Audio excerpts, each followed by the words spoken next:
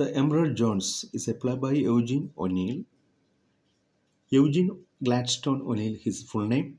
He was born in 1888 in New York and died in 1953. He has produced many groundbreaking works, including Emperor Jones and the Hairy Ape. He is known as the foremost American dramatist and the winner of the Nobel Prize, and he has got Nobel Prize in Literature in 1936. And he is known as the main proponent of Expressionism in America, and his works has realism and expressionism as ingredients, especially works like um, Emperor Jones and Hairy Ape. His masterpieces, the main works, Emperor Jones, which was produced in 1920, performed in 1920, and published in 1921. Hairy Ape, The Long Day's Journey into Night. um, this was published posthumously in 1956. Beyond the Horizon, Anna Christie, The Iceman Cometh. Key facts about Emperor Jones. It was first performed in 1920 and first published in 1921. It has literary periods like Expressionism and Realism. This play has 8 scenes, and the first and last scenes are molded in a realistic way, and the other 6 scenes are um, framed in expressionist way. The original title is The Silver Bullet, and the silver bullet is a symbol used in this play. And the play is set in an unnamed island in the West Indies. The climax of this play is that Jones uses his silver bullet to kill the crocodile god, and being killed by the natives. At the end, he dies and he is killed by the natives, his own people. And it was written in Cockney language.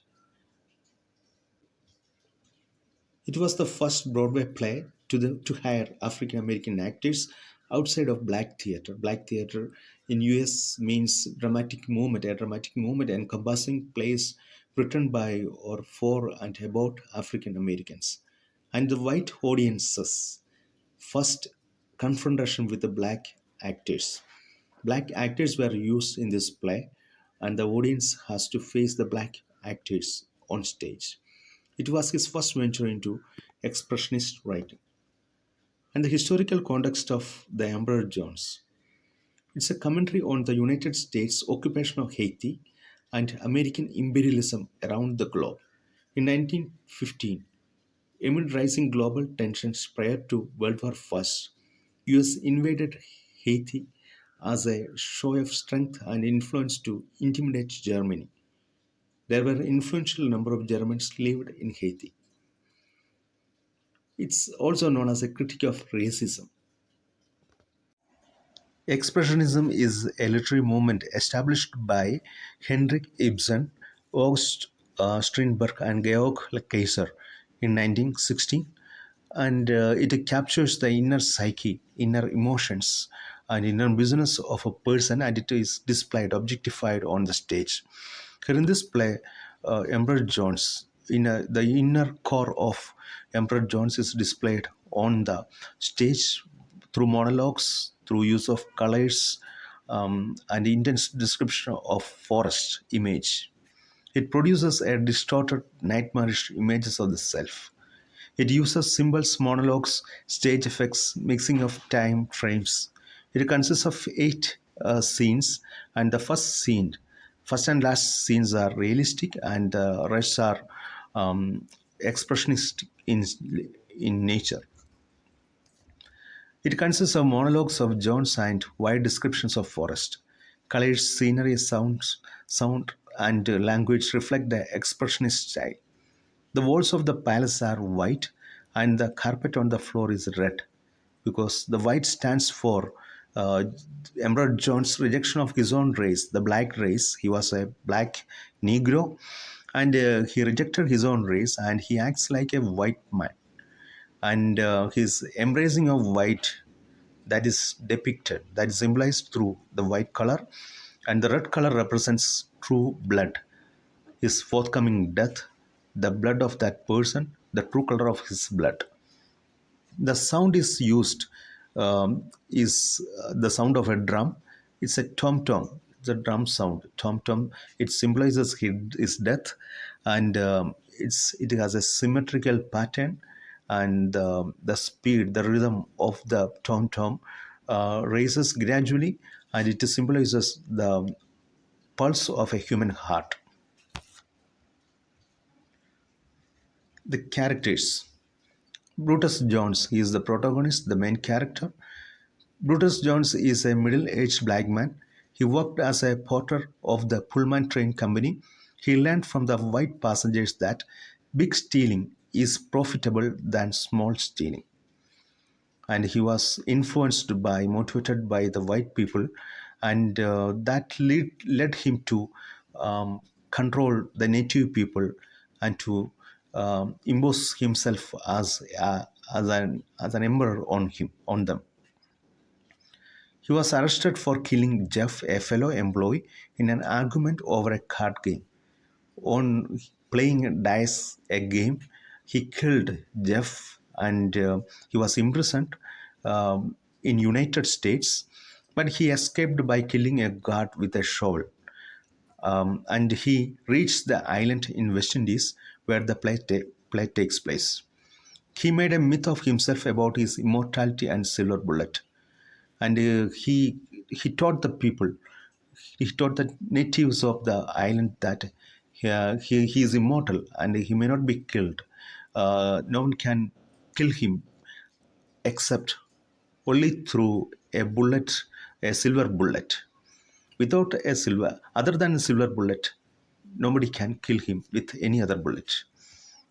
He became emperor and started exploiting the people, and he looted their money, and he broke the laws, every laws, and he deposited his money in foreign banks, and he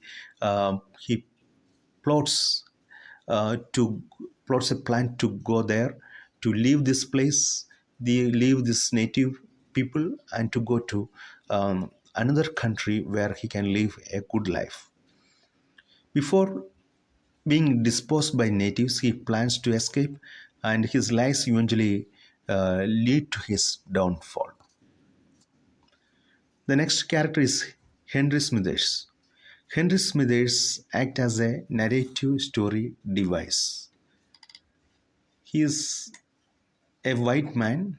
He's a white man, and he's a Cockney, a British working class man, and he's a treacherous man, and his appearance is just like a colonial person wearing a stereotypical garb of adventurer colonist, and he's a narrative story device actually in this play. White sailor and a friend of Jones. He introduced Jones to the island. It is actually Henry Smithers who introduced Jones to the island, to the native people, and it is Henry who helped him to become an emperor in this place. And Henry Smithers knows all the stories about um, Emperor Jones, and he's a racist too. It clearly bothers him that a black man is more powerful than he is. Even though he is a friend of Emperor Jones, at the same time he has a bad intention, and it bothers him. Being a racist, it bothers him that a black man is an emperor and black man controls the white man, Smithers. Smithers is dishonest, and he does harm to the natives. He appears in the first and last scenes only, and his appearance framed the story. Another character is Lem. Lem was the leader before John's arrival. He was the leader of the island before John has arrived there, and Jones replaced Lem, and he became the emperor of that island. And he leads the insurrection against Jones. In the first scene, the um, old woman reminds Smithers about upcoming insurrection, upcoming revolt against Emperor Jones, and it is led by Lem. Lem stages the revolution and melts down a bunch of coins in order to make the silver bullets that ended up killing the Jones. So the Emperor Jones was killed by Lem at the end of the play by using a silver coin, a silver bullet. Next one is Old Native Woman. She appears in the first scene and disappears, and we don't find her in the uh, upcoming scenes, and she disappears. And it is she who gave a hint about upcoming insurrection, and which is led by Lem, and she reminds of Smithers about the upcoming revolt. The play opens with Smithers arriving to an empty palace. He finds old native old woman there. She tells him that rebellion is underway and Jones is in danger. And next character is the witch doctor. Witch doctor is merely a character in Jones' hallucination.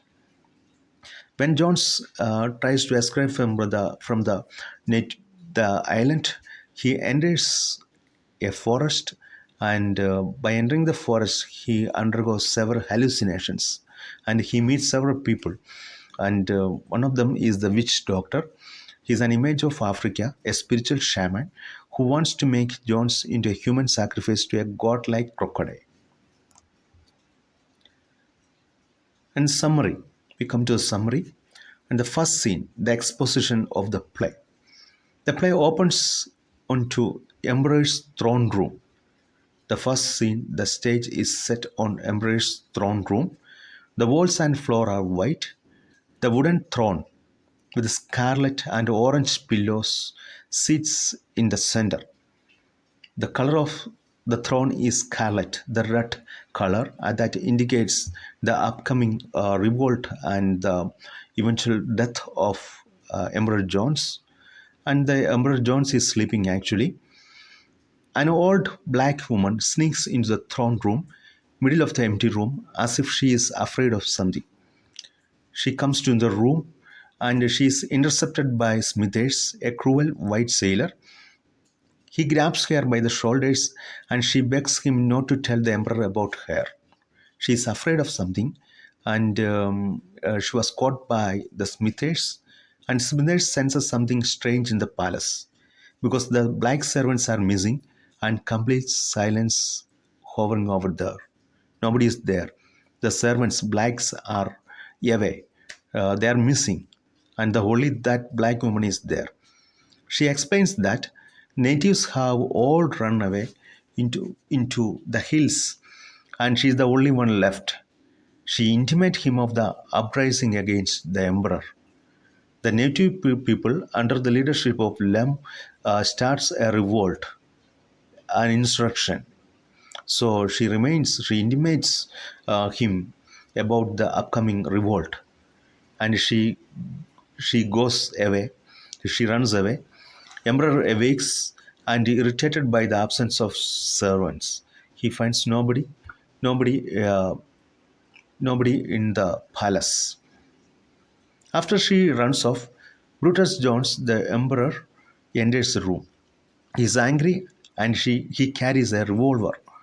Smithers, who looks half afraid and half defiant, asks Jones if he has noticed anything different today, but he pays no attention because nobody is there inside the palace. No servants. Blacks are missing. They ran away from that particular palace, and it is not, and he is not bothered by the absence of these people. And he's sarcastically says they might have gone for having drink. Smithers informed Jones of the uprising, but Jones does not seem all too worried. He tells Smithers that the natives believe that only a silver bullet can kill him. So when he landed on the place, he made people believe that he is immortal and he has some particular characteristics and nobody can kill him, And there was an incident that a native person shot him, but luckily he was not wounded, and he escaped from that shot. And people were forced to believe that he has a special magical powers, and he made them believe that only a silver bullet can kill him, and he has a silver bullet with him, and nobody else can kill him. John states that he has saved money and can escape the island. So after landing the island, he became emperor, and he looted their money, and he made laws for his own sake, and he deposited all the money in foreign banks, and the only thing he has to do is to escape from that particular place before the revolters come into the palace. He has a gun loaded with lead bullets and one silver one in case he has to commit suicide. So one silver bullet is used to commit himself to commit suicide. A drumbeat starts, sounding like a heartbeat. Smithers warns Jones of hunts, meaning evil spirits he may encounter. So, in order to escape from that island, he has to cross a forest. So, crossing forest at night is too difficult, and he has to encounter many evil spirits. He has to encounter evils that is residing inside the forest, but he is not afraid. The drum continues to beat as Jones travels through the forest throughout the next six scenes. So the drum beats, it comes, it goes through um, John's journey, and he starts journey. He wants to escape from that island, and he has to cross a dense forest at night, and he's confident of um, crossing that forest, but the drum beat accompanies him. And the drum beat has it's special in the sense that it symbolizes the 72 pulses of our heart. So um, it has a symmetrical nature. um, it goes on in a symmetrical way. Sometimes the beat rate is up, it raises, sometimes it is down. So all these symbolizes the dangerous journey of this person, the Emperor Jones. We come to the second scene, the nightfall at the edge of the forest. Emperor Jones has entered the forest. He has started crossing the forest in order to escape to another country, and he's um, exhausted from the journey, but he's relaxed. But he knows that something is ill coming in front of him, and he foreshadows what lies ahead of him. And it is very clear from his words: "Cheer up, nigger, the worst is yet to come. Cheer up, nigger, the worst is yet to come." So he foreshadows something bad is coming, and he cannot find his way, and he is so hungry, and he cannot find the food he had hidden, and he crawls around, overturning the many white stones looking for his food. He has already stored some food for his escape, but it is not there. Suddenly, the little formless spheres, insect larvae with sparkling eyes, materialize. He sees new forms inside the forest, formless spheres. That is the projection of his own mind, his own psyche, and it is materialized. And Jones shoots at them using the first of his lead bullets. So he shot at them. So the first of a series of nightmares manifests itself as in the form of little formless spheres. It is manifested as little formless spheres. It is his own psyche, his own internal emotions are objectified, and he describes it as a black, shapeless, only their glittering eyes can be seen. And they laugh at him with a sound. And Emerald Jones, he was startled, and he fires at them, and that formless fears disappears, and he becomes more confident, and he continues his journey. Scene 3 starts with 9 o'clock in the forest. At moonrise, Jones is in the forest, and the moonlight offers him some visibility, and he enters a clearing, um, a plain place inside the forest, and there he has a vision of Jeff, the black man he had killed before, years before, and he thought that he was alive, and he asked some questions to Jeff, but Jeff didn't answer, and there was no response. And Jones became panic, and he shot at him using the second bullet. And the tom beats louder and faster, and Jones fears that the rebels are nearby, and he runs ahead in order to avoid them. In the fourth scene, we see the Emperor Jones continues his journey inside the forest, and the moon is so bright and the way is so clear, and he convinces himself about the last hallucination. Um, the apparition of Jeff is not real, and he convinces his mind that it was just part of his hallucination or his psyche.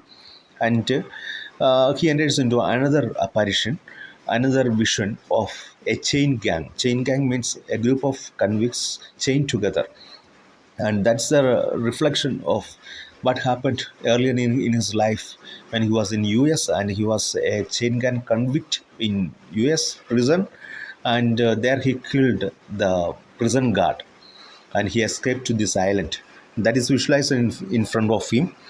And he sees the prison guard, the white man, tries to beat him with his whip, and the Emerald Jones obeys him to join the gang. And when the prison guard turned back, he shot at him, and he was killed.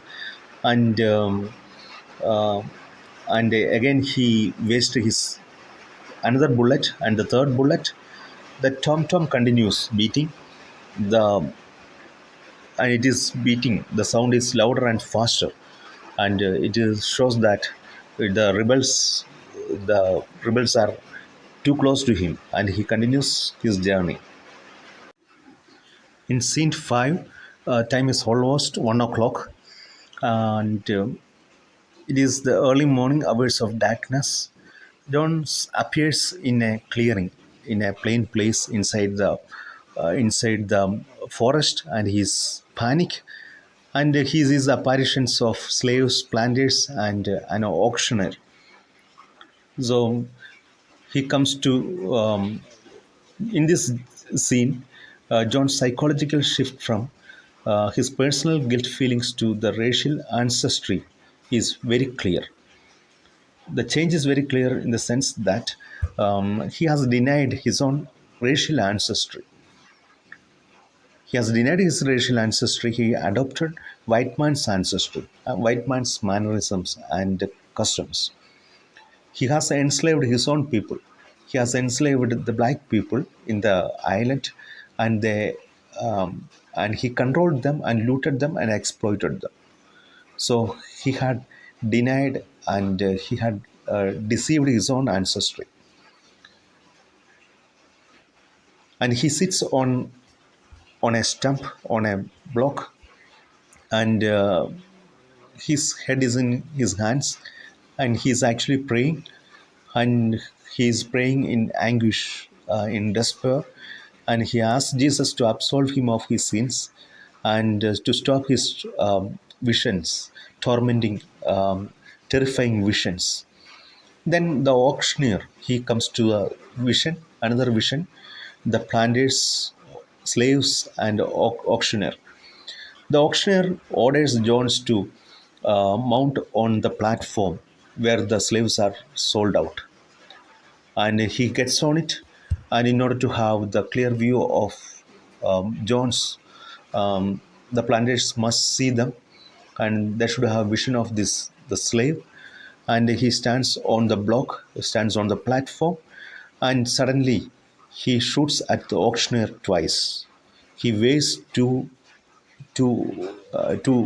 bullets more, and the stage is silent, and it is in darkness. The stage drops into darkness, and the only scream of Jones, Emperor Jones, is heard, and he flees again into the woods, and the beat of tom tom, the sound of drum, it is faster and louder, and it comes too closer.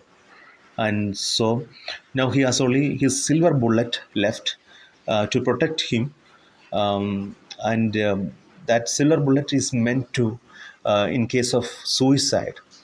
And so no bullets are available, all the bullets are wasted, and in case of another hallucination or another apparition, he has nothing to he has left only one bullet.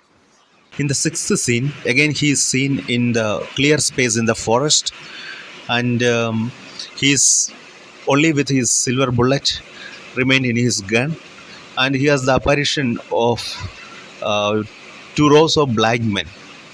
His imagination has sent him back to history, to a slave ship loaded with slaves, African slaves, and he sees two rows of black men, similarly dressed, and they are crying. The men on the ship wail, they cry, and Jones joins with them. He joins with his ancestral community. He joins with the black people. But then suddenly the sound of drum comes again. The tom tom, the beating of tom tom coming nearer, and he flees into the forest again. And he wails and he flees to the forest again in order to save himself. In the seventh scene, we come across an altar which is being made on the banks of a great river under a great tree. And we find a witch doctor. The witch doctor, he sings and he dances around the altar and demands for a sacrifice. The witch doctor knows everything about the sins and the frailties of um, Emerald Jones, and he declares that the forces of evil demand a sacrifice. They must be appeased. The forces of evil demand a sacrifice, and they must be satisfied, appeased. So he demands a sacrifice from the part of Emerald Jones. In order to, as a remedy for his sins, he must sacrifice himself to the forces of evil, and only then they must be they will be appeased or they will be satisfied. So he found himself in danger, and he understood that he is the sacrificial animal, and he must be sacrificed. He must sacrifice his life to the god. Then the witch doctor goes to the river edge and calls the